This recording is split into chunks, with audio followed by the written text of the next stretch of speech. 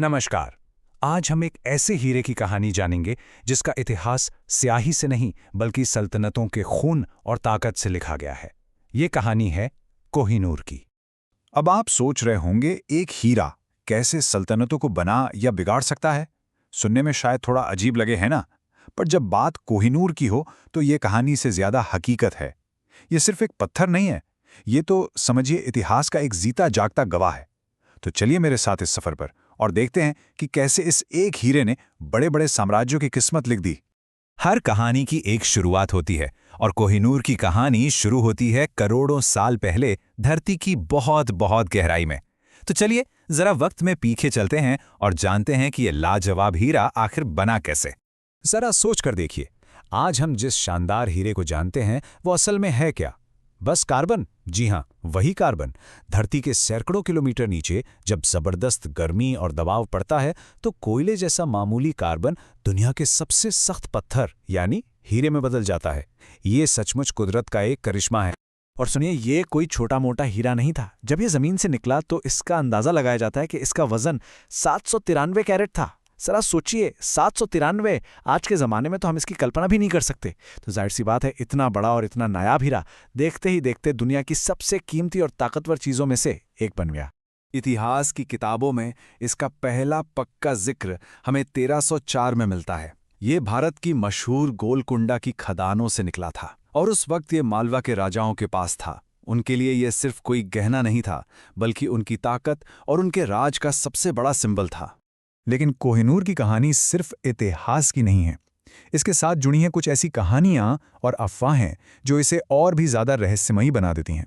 चलिए अब जरा इन कहानियों की दुनिया में गोता लगाते हैं। ये है कोहिनूर से जुड़ा वो मशहूर श्राप जिसके बारे में सब बात करते हैं। कहा जाता है कि ये हीरा किसी भी पुरुष राजा के लिए बर्बादी लेकर आता है। हाँ, अगर इसे कोई औरत या देवता धारण करे तो ठीक है। और कमाल की बात यह है कि अगर आप इतिहास उठाकर देखें तो ये श्राप कई बार सच होता हुआ भी दिखता है। तो ये श्राप आया कहां से? इसके पीछे भी एक कहानी है। कहते हैं कि ये हीरा कभी काकतीय वंश की कुल देवी भद्रकाली माता की मूर्ति में तीसरी आंख की जगह लगा हुआ था, और जब खिलजी की सेना ने मंदिर को लूटा और इस हीरे को निकाल लिया, तभी से माना जाने लगा कि देवी का गुस्सा इस पत्थर के साथ हमेशा के लिए जुड़ गया है।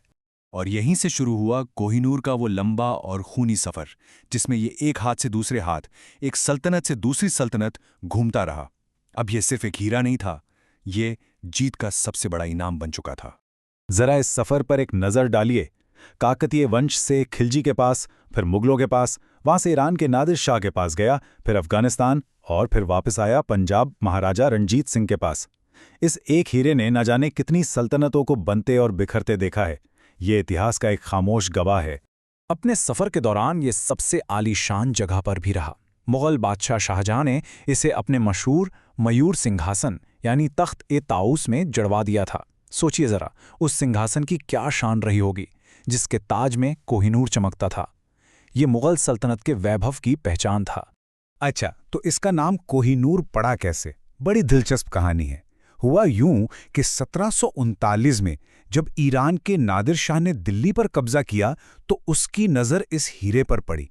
कहते हैं कि इसकी चमक देखकर वो इतना हैरान हुआ कि उसके मुंह से बस एक ही शब्द निकला, कोह-ए-नूर, मतलब रोशनी का पहाड़।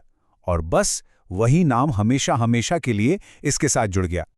अब हम आते हैं कोहिनूर की कहानी के सबसे विवादित हिस्से पर।